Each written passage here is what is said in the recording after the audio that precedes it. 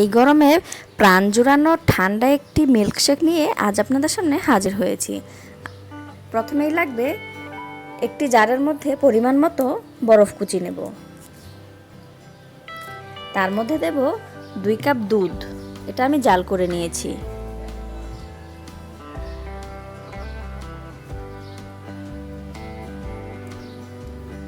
এরপর দেব 10টি Oreo biscuit, তার সাথে দেব 1 কাপ ভ্যানিলা আইসক্রিম,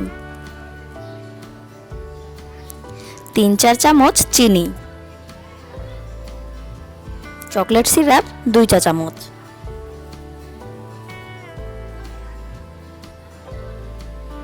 এখন ব্লেন্ডারের জগটির মুখ ভালো করে লাগিয়ে এটাকে ভালো মতো ব্লেন্ড করে নেব। ব্লেন্ড করা হয়ে গেলে একটি জগের মধ্যে ভালো করে ডেকোরেশন করে মিল্কশেকটি ঢেলে নেব। দেখুন দেখতে কত সুন্দর এবং লোভনীয় হয়েছে, খেতেও কিন্তু অসাধারণ।